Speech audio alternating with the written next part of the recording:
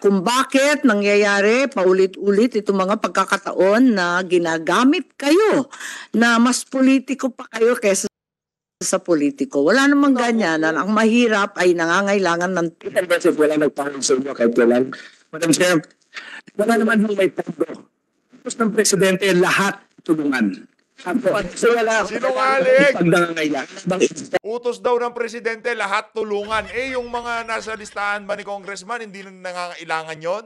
Baka yung mga lahat ng tulungan ng mga kaalyado. Yun ang instruction. Ito, wala na akong intro ha. Rex Gatchalian, napakasinungaling mo. Sa totoo lang. Ito po, katutuo tayo dito ha. Yung DSWD na yan, ginagamit ho ng mga politiko na kaalyado nitong si Marcos Jr. para sa advantage nila sa 2025 midterm election. Alam niyo ba mga kababayan, isa din ho sa mga nag-udyok kay Vice President Sara Duterte na gumawa ng mga programa na makapagbibigay tulong dito sa ating mga kababayan na lumalapit sa OVP dahil ho yan sa kagagawan ng DSWD. Dahil yung mga di umanong rini-refer ng OVP dyan sa ahensya na yan, ini-snub, inuupuan ho ng ahensya na yan. Siyempre, galing nga naman yan kay Vice President Sara Duterte, bakit aasikasuhin nila, di ba? Yun ho ang isa sa mga naging dahilan kung bakit gumawa ng mga programa itong si Vice President Sara Duterte. Imagine niyo na lang mga kababayan, yung 1,500 beneficiaries ng AKAP na to, nasa venue na, ipamimigay na ho itong AKAP na to. Alam niyo ho anong ginawa ng mga aso ni Tamba, isa sa mga aso ni Tambalusos, pinigilan ho ito. Dahil naghahain daw ng COC yung si Congressman Alaso ng Zamboanga. No? Ganun nung kadumi ang politika nitong mga aso ni Tambaluslus na to. Pero bago natin umpisa ng ating talakayan, isang like at isang subscribe lang ho. Masaya nang tayo dyan. Sa mga gustong sumali sa ating community, click lang ho yung join button sa baba para kayo ho ang pinakaunang makakita sa ating mga reaction video. Umpisa na ho natin to. No, doon sa pagtatanong nitong si Senator Christopher Bongo dito kay Rex Gatchalian. Walang yawa tong Rex Gatchalian na to. Sabihin ko sa inyo, etong si Rex Gatchalian, hindi pa ho siya nag-uumpisa, kumbaga umariba sa politika, nabubulok na ho ang karera niya. Sumama ba naman sa mga bangag eh. Itong, maalala nyo po last year, meron tayong mga pina-follow up po sa inyong opisina. Nagkaroon na ho tayo ng ilang pagpupulong at sabi ko na nga the last time we met, sabi ko sa iyo na kayo na hong bahala na alam niyo na nagmamakaawa na ako sa inyo na mabalikan po itong mga mahirap nating kababayan, mga nasalanta ng bagyo no last year pa. At sabi ko kayo na pong bahala Secretary Rex kung sa tingin ninyo qualified naman po ito sila at mabalikan po sila. Ano ba naman yung 3,000 na wag na ho natin silang pahirapan pa. Yun lang naman po ang pakiusap ko sa kanila, sa inyo, sa ahensya. From Secretary to USEC to ASEC, Director, lahat na po ay kinausap na po ng aming opisina kasi kami rin po ang kanilang binabalikan at kinukulit at nakiusap lang po kami sa inyo na sana po ay mabalikan po itong mga qualified beneficiaries na mga nasalanta, mga indigents talaga. Nakikita ko kasi na ongoing naman po ang inyong mga payout sa iba't ibang lugar, no? Iba't ibang rehiyon at iba't ibang rason na po ang nangyari. Sinasabi walang pera, wala pang cash, no? Hindi naman namin alam kung ano talaga yung totoong nangyayari, kung kulang talaga sa cash o ano ba, sino bang inyong priority sa pagbabayad po o pagpe-payout. Ako naman dito for the end time ay nakikiusap po para sa ating mga kababayang mahirap. Kung qualified naman po, ibalik po natin sa kanila yung pera nila. Pera po ng taong bayan. Kaya nga po tinawag na AIX, Assistance to in Crisis Situation. Ibig sabihin, naghihirap po ito. Hindi naman pipila yan ng napakahaba. Hindi po magpapainit at magpapaulan yan kung hindi naman po nila kailangan yung tulong. So, sobra-sobra naman po siguro ang pondo ng DSWD sa ngayon. Kahit na nasa Oktubre na ho tayo, andyan naman po yung mga iba't ibang programa ninyo. Pakiusap ko naman sa inyo noon pa na hindi po maging selective. Sabi ko nga, pera po ng taong bayan niya. Pakiusap ko lang po muli for the end time na ibalik po natin sa kanila, Mr. Secretary. Madam Chair, I assure the committee that wala hong selective dumadaan ho yan lahat sa lente ng social worker natin. Sa Nako. katunayan yung mga referral na ho yun, ongoing ho tayo, Hindi daw sila selective. Sige, mamaya pag-usapin natin yung di-selective na yan, ha. tapos na nga ho. We've already Nungaling appraised the talaga office of to, Senator Go. The only reason kaya ho natatagal yan minsan kasi nagdi-duplicate ho tayo yung mga pangalan ho. Minsan nakatanggap na. Kasi hindi naman ho ibig sabihin na pagka nandun sila sa listahan, kagad qualified, tinitignan ho na buti ng ating mga social worker ho yan. Basta ang assurance ho natin, tatapusin ho to sa madaling panahon. We've already settled a lot of them. Binalik lang ho namin yung ibang listahan sa mga LGU na nag-refer kasi may mga iba doon na payout na namin, yung mga individual at meron tayong lockout period. So sinisigurado lang natin na oo, tutulungan ho natin pero sisiguraduhin rin ho natin na sumusunod tayo sa alituntunin ng, ng departamento pagdating sa mga deduplication para hindi na dodoble. Kaya nga sabi ko, nasa inyo na po ang validation. Sana hindi umabot ng isang taon ang pagbabalidate po dito sa mga listahan. More than 1 year na po. 2023 budget hearing po yun para sa 2024. Nalala ko, dito rin po sa Senado. Dumating na tayo sa plenaryo. Ngayon po, nandito na tayo sa budget hearing ng 2025 budget. Baka kukulangin pa yung pamasahe nila sa Meeting of Subcommittee I follow up po sa under the inyong Committee mga of opisina. Finance of At Secretary Rex, narinig niyo ba yung nangyari sa Zamboanga? Nabasa ko lang po sa Facebook, no? Video showing isang congressman na lumuhod po Ito ho, begging sa regional director ng DSWD sa Region 9 na matuloy po ang kanyang payout. Isang kongresista rin po ito. Yan o. Nandito yata siya. Nandito ba siya? Ayun, sabi niya, ipaparating raw niya sa komite ang kanyang reklamo, no? So gusto lang nating malaman kung anong totoong nangyari dito, kung hindi mo ba naging selective ang pagpili ng mga beneficiaries. O kailangan pa bang magmakaawa si Congressman Olaso para mabayaran po ang payout, scheduled payout. Nagwawala na po, nagrarally na yung mga tao doon, nagmamakaawa para matuloy po yung payout. Kung qualified naman po sana, ang pakiusap ko naman sana, Secretary Rex, ay maging Baka yung 1,500 duplicate. Ay, nakamento ko. fair lang po tayo. Sinabi niyo na po na hindi po kayo magiging selective dito sa pag-identify ng beneficiaries. Bakit po na hindi natuloy po ito at na-hold nga, ika nga. I am sure hindi lang po ito nangyayari sa Zamboanga. Mas marami pa pong lugar na nangyayari rin po ito na hindi natutuloy yung payout. Ano ho ba ang totoong rason dito kung hindi ho ba naging selective ang inyong opisina sa pagpili? Kung bakit kailangan pang magmakaawa ng isang kongresista para matuloy po yung payout sa mga intended indigent beneficiaries? Madam Chair, una po sa lahat, hindi ho naging selective ang departamento natin. Ang mga social worker ho natin ang sumusuri niyan. Pagka nagbigay ho ang kongresista o ang kahit na sinong partner na ng referral list, binevet ho natin mabuti yon. Lahat ho naman maraming nagre-refer. That time, si Congressman Olaso submitted the list and a couple of days before his supposed payout, sinabi na ho namin sa kanya na hindi pa ho kami ready mag-payout at hindi pa ho tapos yung pagsusuri ng listahan na yon. We have to be... Teka.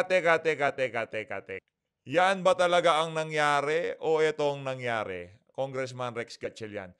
Hashtag Delipe Daepal strikes again. Pondo para sa 1,500 AKAP beneficiary. Pinatigil raw ni Delipe matapos mag-file ni Olaso ng kanyang kandidatura. Ano ho ba talaga ang dahilan bakit pinatigil? Pinatigil ho. Kasi kalaban sa politika yang si yan si Sir, yan si Olaso. Yun ang katotohanan, ikaw naman. Mana ka sa mga amo mo eh. Ano ba ginagawa ng mga amo mo? Puro ka sinungalingan. So ano gagawin mo? Natural. Be careful. But we also assured him, at alam niya ho yun, we assured him na hindi magaganap yung payout na yun, pero hindi ibig sabihin na hindi magpe-payout. Tinatapos lang ho natin yung pagsusuri at pagve-vet ng lista. Grabe naman tong si Gatchalian. Siya pa galit. Anak ng tokwa. Ang dating ho, napakatapang ho nitong mama na to. That's our conversation with him, and he even acknowledged that. Kaya nga sinabi namin, wala naman hong nakaschedule na payout that day. Wala pong rally sa inyo, RD. I'm just begging you. Actually, he's here together with Mayor Beng Climaco. They're Yan, one nandyan. of the complaint. Ayos. Even one of At least yan, I mean, nakabawi ka dun sa mga pampaparinig mo kahapon, ha? Okay yan, okay yung ginagawa mo na yan, pero hindi ka pa rin namin boboto eh. Hugis manggababa mo eh. At saka hindi naman na alam naman natin na hindi lang ang kauna-unahang pagkakataon na nangyari yan. Marami Correct. ring nahinto ng payout sa Surigao del Norte. Nangyari Nako. na rin yan sa North Cotabato. Marami na talagang ginagawang ganyan ang DSWD. Huwag naman kayo sasama sa politika. Wala pa eleksyon. Mas Sure, no. politiko pa kayo kesa sa amin. Sumasagot na ho, di pa ho siya rene-recognize, sumasagot na ho. Ang galing! Ang galing! Grabe tong si Rex Gatchalian, ho. Ibang klase. Madam Chair, no, we told Congressman Olaso ahead of time na Hindi nga lang kay Congressman Olaso, sa iba't ibang bahagi ng Pilipinas, pagka yung namimigay o yung nag-request, eh, hindi ka alyado ng mga bangag, hindi na pigbibigyan. Yun ang problema. Paano kayo magiging senador niyan eh? Napakasinungaling nyo. Sinabi na ni Senator Amy Marcos, yung ibang mga lugar, ganun, kaparehas ng kay Congressman Olaso, eh, tinitigil din yung pamimigay ng akap. Kung makaasta itong mga politiko na to, akala mo, sa kanila talaga galing ang pera. Klase. hindi ho matutuloy yung payout kasi hindi pa ho kami tapos dun sa pag-vet ng listahan ho niya. Yari Ito ka pa, dyan! Rex, no? I'm sure, galing po kayo sa political family. Kapatid mo, tumatakbo. Fortunately, wala naman sigurong kalaban. Hindi ka ba naging selective sa pagpili ng pagbibigyan mo ng mga ayuda, no? Halimbawa, Quezon City, hindi ka ba naging selective sa pagbibigay ng AIC sa mga officials doon sa pag-identify nila? Alam mo, Secretary Rex, alam mo, bilog naman ang mundo. What if ikaw na yung kandidato pagdating sa 2028? And I'm sure darating naman yung puntong gano'n, no, na magiging kandidato ka muli kasi you belong to a political family. At alam nyo naman nung panahon ni dating Pangulong Duterte, ang Valenzuela ay kung ano mga pangangailangan doon sa inyong ospital, sa inyong dalawang ospital, sa mga indigents doon, when you were still the mayor, nagkapalitan na lang kayo ng iyong kapatid, ay binibigay talaga what is due, especially doon sa mga indigents. Yung talagang mga kababayan nating mahihirap po. Matagal na rin po kayo sa local government. Alam nyo naman po yung sino talaga yung deserving at nangangailangan. Yun lang po ang pakiusap ko sana. Hindi po ito maging selective kayo sa inyong position at hindi po ito, gaya ng sinabi ni Madam Chair, Senator Amy, na hindi po ito magagamit sa politika.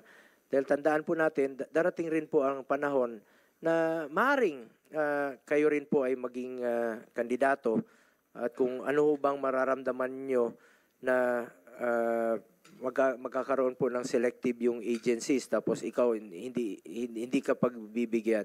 Atin dito sana po ay maging pantay-pantay po ang ating trato at wag ho ito magamit. Napakalagang opisina po ito, itong DSWD, at hindi po dapat magamit ito sa politika. Dahil wag niyo pong pagsamantalahan ang kahinaan po ng mga kababayan nating mahihirap. Naghihirap na nga, magmamakaawa pa sila para matanggap nila yung ayuda mula sa gobyerno. Tandaan natin, hindi nyo po pera yan, hindi natin pera yan, pera po ng taong bayan yan, at dapat po ibalik sa kanila. Yun lang po ang pakiusap ko for the end time po sa inyo, Secretary Rex. Sana maging pantay-pantay po ang inyong pagtrato dito. At sana pakinggan na lang po natin, nandito naman siguro si Congressman Olaso. Pakinggan natin ang kanyang hinaing kung ano talaga yung totoong nangyari since meron naman tayong hearing. Ayan, dito po. Yeah. Bigyan natin ng due courtesy. Bago mapunta doon, bago mapunta doon na Senator Bong, kasi mahabang diskusyon yan, hayaan na natin si Secretary at si Congressman Olaso. Maalala ko lang, may update ba tungkol sa investigasyon na ipinangako ng DSWD tungkol kay VP Sara na sinasabi ng ating VP na tinatanggihan lagi ng DSWD ang kanyang mga request para bigyan ng financial assistance. Kapag raw nanggaling sa OVP, hindi naman pinapagbigyan, kaya't napipilitan rin sila sa OVP na magbigay ng tulong sa mga nangangailangan. Madam Chair, lalahatin ko na ho. Una, hindi ho Una, napakasinungaling mo. Yun ang totoo doon. Tinatanggihan nyo, sino paniniwalaan namin? Yung aso ni Tamba at ni Lisa o itong si VP Sara na yung credibility mapahanggang sa ngayon wala ho tayong makitang butas doon sa ali na yun. Diba? Paniniwalaan namin kayo na pagka merong lakad itong si Tambaloslos sa iba't ibang bahagi ng Pilipinas, talagang yung ahensya mo na DSWD nakasuporta. Napakaraming ayuda ang pinamimigay. Bilyon-bilyon ho kada labas nila. Pero dito kay VP Sara, yung mga kababayan natin, tinatanggihan. Ayun, pagka medyo kalaban sa politika, pinapatigil ho nila yung ibang klase ho talaga tong. Kaya naman, sa susunod na eleksyon, ayusin ho natin. At after nitong eleksyon na to, kung tatakbo yung Rex Gatchalian na yan, oras-orasin kita, sir, sa totoo lang. nagsasamantala ng DSWD yung pondo ng DSWD para sa taong bayan ho yan. Pinagsasamantalahan, hindi ko sinabing ikaw, pinagsasamantalahan ng mga kaalyado ni Marcos Jr. Loko-loko. Anong hindi Mantakin mo, yung mga congressman, na kaalyado ni Tambaloslos, mayat maya merong akap, mayat maya may tupad, mayat maya merong AX. Hindi ba pinagsasamantala ng tawag doon? Ngayon, itong si Congressman Olaso, nagpatawag na ng mga benepisyaryo dahil kalaban sa politika, pinatigil. Hindi pinagsasamantala ng tawag doon. We agree with that. Number two, as Ang galing! Ang galing! Ang galing. we speak right now, lahat ng tanggapan namin nakabukas. Araw-araw may mga lumalapit at araw-araw ina-assess yan ng ating mga social worker. Napaka-defensive mo Pagdating mo dun sa investigation na yon, Madam Chair, Kasi pinangako yes, Madam yata Chair, ni and Secretary I will report. na magkakaroon ng investigasyon tungkol sa mga request ni VP na lagi na lang tinatanggihan. Madam Chair, I'll report now. Madam Chair, with me is Assistant Secretary Ulysses Aguilar.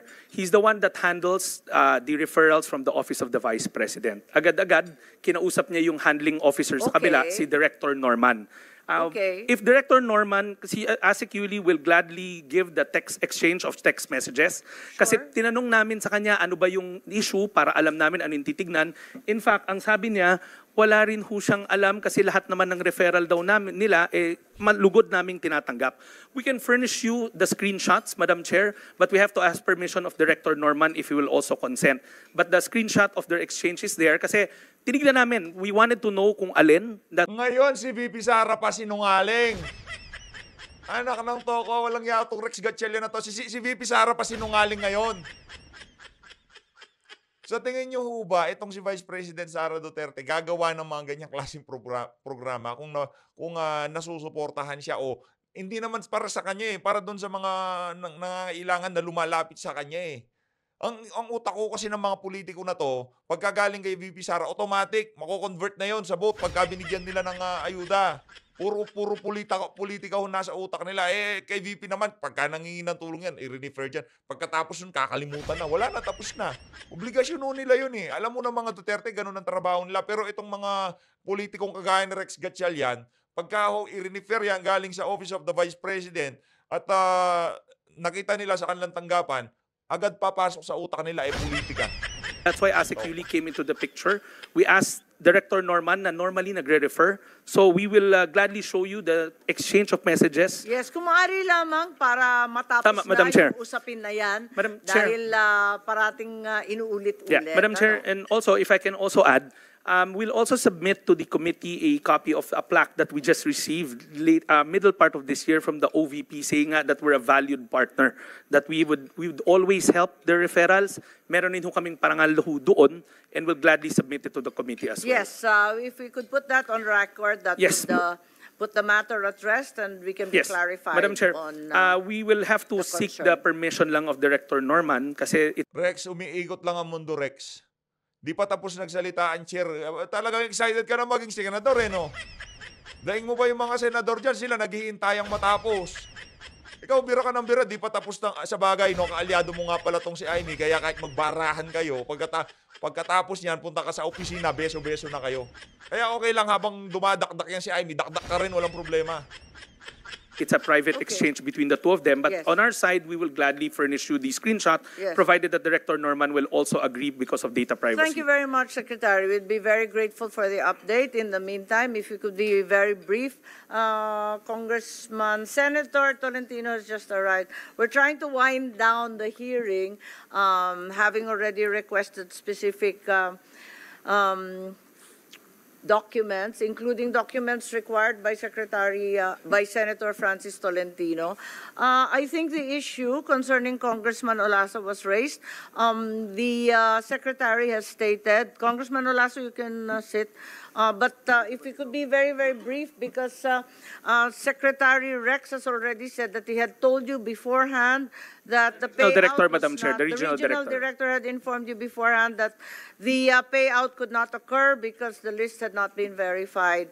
And of course, you went on media and said otherwise. Madam Senator, permission to speak. Congressman Kim Radan Lalaso from the First District of Zamboanga City. Ma'am, that is negative, ma'am. Hindi po totoo. We were already scheduled, ma'am. Yung payout namin scheduled on the 12th, on the 11th. Unfortunately, Secretary, after the filing of my candidacy for mayor last Tuesday, October 8, the following day, Wednesday afternoon, I received a call from DSWD telling me na hindi na matutuloy yung payout. Sabi ko, bakit? Ano nangyari?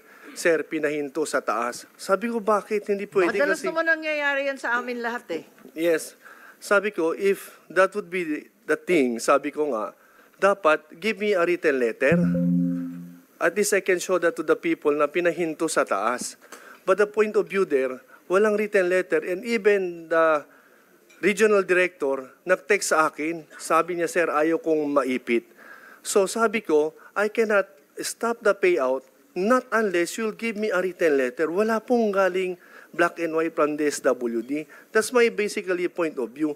And until now, I met the regional director last Friday.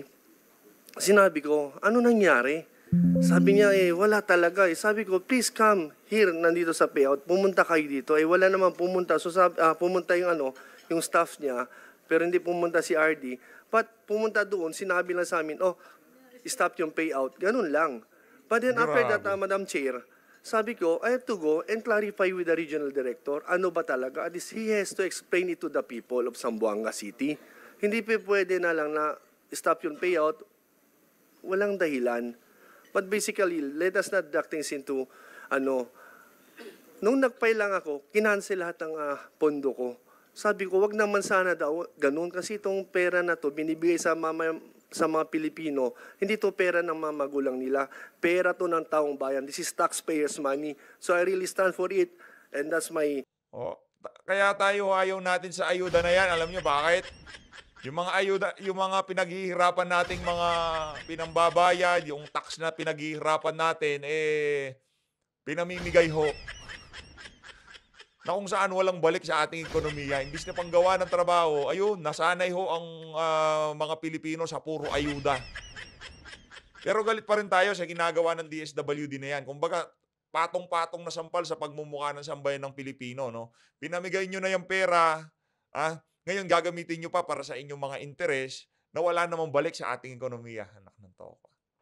My thing, hindi pa pwede iwanan natin yung taong bayan ng ganun. Because that is the program of our beloved President Bongbong Marcos and our Speaker of the House, Martin Romualdez, na dapat lahat ng naiiwan matutulungan dito sa bagong Pilipinas. Pero sa ganitong nangyari, hindi po tayo masaya, Secretary. And that's not true na sinabi nyo kanina na you informed me earlier na hindi ready yung payouts. Nandito na, sir, ready na. We posted on Facebook, that is already 3 weeks ago.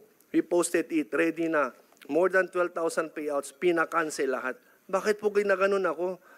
porket wala akong tatay congressman o senator, I'm an OFW. Hindi po ako, I'm not, sabihin ko sa iyo, and hindi ako veteranong politician. I'm just new here. As you know, we're former colleagues in Congress. I'm a ship captain, OFW ako. But my heart belongs to the people. I want to serve the people of Zamboanga. Sana, Secretary, my colleague, tulungan mo ako dito. Madam Thank you. Chair, again, let me just state for the record, wala hong pondo ang congressman. Yung sinabing pondo ko, wala hong pondo ang congressman. These are department disbursed funds. As we speak right now, lahat ng opisina namin, anybody that walks into our office, pinoprocess ho yan. Now, that list, that referral list that's given to us, I'll get it from Congressman Olaso right now. We'll look into it again. I'll talk to the regional director na kausap niya, who happens to be a career social worker. Nandiyan na ho siya, matagal na. Give me the list, I'll talk to the regional director, then if he says that the list is clean and it's ready for to be paid out, kasi talagang kailangan, then we'll pay it out. Secretary, ang problema dyan, yan din ang sabi ninyo last year. Kaya si Senator Bongo nagdududa na rin eh. Madam Chair, in the last hearing, I told the good senator, I think there's a miscommunication between his office and sinungaling our ka, office. Rex. The original list that they gave Madam us, Chair. which we can give back, is a Sinungaling list ka, Rex. of LGUs, not end beneficiaries. Binalik ho namin yun at Sinungaling sinabi ka, namin Rex. hindi ho itong mga beneficiaries, kundi mga local government units ho to. Kung pwede ho kami bigyan ng direct referrals. Meron na ho may- sila Meron ng listahan si Congressman Rex. Meron ng listahan. Subukan mong gawin kay Paduano yan. Subukan mong gawin kay Atrasabante yan. Kay Barbers, kay Fernandez, subukan yung gawin yan sa kanila. Anak ng toka, di mo kaya. ang mga social worker naman po na mga qualified. Sabi ko lang naman sa inyo, pag qualified po yung beneficiaries, balikan nyo po. Hindi naman siguro kailangan umabot ng 1 taon para balikan po sila. Pwede naman yan 1 week. Tingnan nyo kung, alam nyo, Mr. Secretary, kung gustuhin mo talaga, kaya. Kaya nyo nga magtipon-tipon ng mga pagpupulong dyan, namimigay kayo ng ayuda, billion-billion in 1 week. Kaya nyo, sigurado ba kayong mga mahirap itong mga to na tinatawag ninyo, billion-billion is isang sa isang lugar.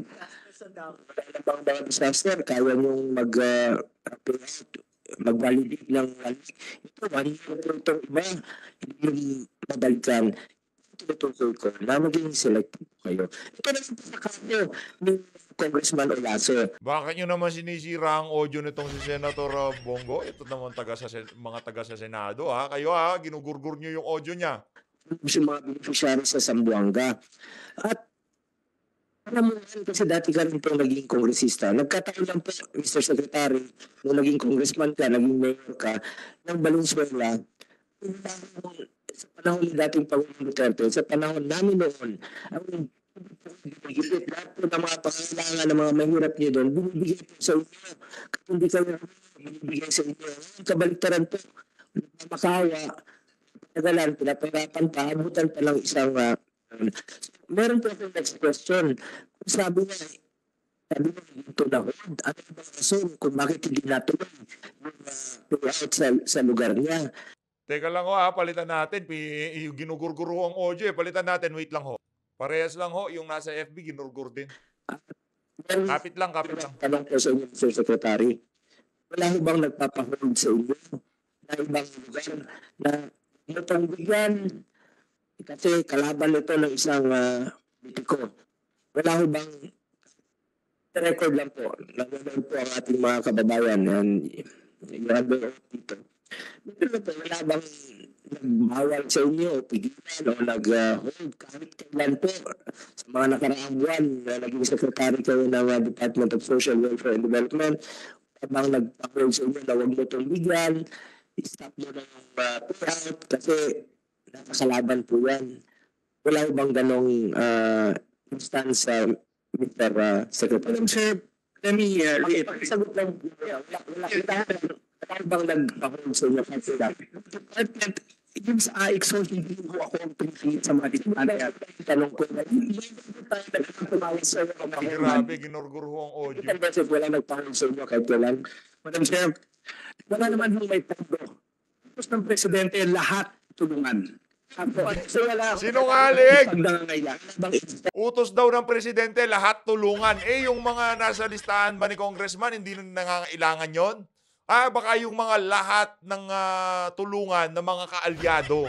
Yun ang instruction. Sa insidente na hold yung payout sa inyo dahil kalaban po ito at hindi ito kakampi. Madam Chair, basta nangangailangan, tinulungan ko naman sagot ng categorical. Kasi, Madam Chair, hindi ito po ibigay sa amin ang listahan ng isang stakeholder. Ito po, Mr. Secretary, alam din yung totoo. At tinatago niya yung katotohanan. Huwag na tayo mag-ikot-ikot dito. Galing rin po ako dyan sa Executive Department. Alam natin yung totoo. Huwag mo natin pagsamantalahan yung mga kababayan nating mahirap. Huwag mo natin pagsamantalahan. Huwag mo pagsamantalahan habang nandiyan kayo sa DSWD. Para bumibilib tayo kay Senator Bongo. Ba't parang bumibilib po tayo sa kanya? Tayo, lalakasan ko na lang. Ba't parang bumibilib po ata tayo? Kasi pumipitik na eh. Meron nang hanghang eh. Dati wala ho siyang ganito. Yung nakikipag-balagbagan kasi pagka nag-speech yan, babasa pa yan eh. Di ba? Pagka meron siyang privilege speech sa Senado, merong walang basa-basa ho siya, di ba? Pero dito sa isa na to, diretso ho yung niya, kumbaga, rinirekta ho niya itong si Gatchalian. At dahil dyan, palakpakan ho natin itong si Senator Bongo. Kailangan ko ng mga kababayan natin mahirap. Ibalik mo po sa kanila. 2,000 pesos, pagkakaigit pa sa kanila, pipila pa, magmamakaawa pa sa inyo para mabigay lang po. Yun naman talagang totoo. Yun naman talagang totoo. Dito lang tayo sa totoo. Hindi tayo magkakamali. Pagkakot lang tayo sa katotohanan. Dito lang. Nagkataon, dito si Congressman Lo Olaso. Naalala ko lang yung video. Buti na lang po, gusto niya talaga isang video sa ating chairperson na si Senator Amy, ang kanyang hinaing. Isa lang po ito sa mga nangyayari na pagsasamantalahan po yung ating mga kababayang mahirap. Yun lang po, please. Nakikiusap lang po ako for the end time sa inyo. Punta na po, parating na po ang eleksyon. Sana po hindi po ito magamit itong mga ayuda sa politika. Kawawa naman po ang Pilipino. Sana po hindi tayo maging ayuda nation na umaasa na lang po sa ayuda para manalo po isang politiko. Sana naman po pipiliin natin sa halalan yung talagang nagsisiservisyo at totoong nagmamahal at mamalasakit sa ating kapwa Pilipino. Huwag po sana magamit ito na yan po ang mangyayari. Definitely sa susunod na buwan, ganun po ang mangyayari. Napapagsamantalahan po dahil meron may pabor at meron pong hindi nabibigyan po ng pabor. Anak ng tokwa, grabe naman itong mga taga sa Senado na to. Walang nagmo-monitor sa live. Walang nagmo-monitor sa live, seryoso. Pati yung mga nasa opisina, din nila pinapanood yung mga hearing na yan. Totoo lang. Hindi nila tatawagan yung tech, sira yung audio, walang ganon. Anak ng tokwa. Naku, yung tadya na yung tao. Nagmamakaawa na dyan yung video. Si Congressman Olaso na po nagpakita ng video. Again, sa may assurance, I'll talk to the director na kausap ng Wala Congressman. na, anong assurance mo? Sino maniniwala sa assurance mo? Last year pa nga, yung mga assurance mo, wala ka naman tinupad. Anong assurance? Loko-loko! Gusto mabatukan ka ni Lisa at ni Tamba? Ano to? Wala assurance lang. Lasso, to flesh out the matter. Thank you. Thank you very much. As I said earlier, this isn't the first time there have been complaints from many officers, including the OVP. Kinakailangan talaga panagutan ng DSWD kung bakit nangyayari paulit-ulit itong mga pagkakataon na ginagamit kayo na mas politiko pa kayo kesa sa politiko. Wala namang ganyanan. Ang mahirap ay nangangailangan ng tulong at yan ang mandato ninyo. Hindi ang mga politiko na nanakot, naguutos, nagsasabi sa inyo ng kung ano-ano. At Mas politiko pa daw sa politiko. Ito si Gatchalian. Ouch! okay, with that, Ayun na nga mga kababayan, dito na tatapusin ang ating reaction video. Maraming salamat sa pag-support sa PH Update. Mag-ingat ho kayong lahat. Okay, maraming salamat to. Mahalin natin ang Pilipinas.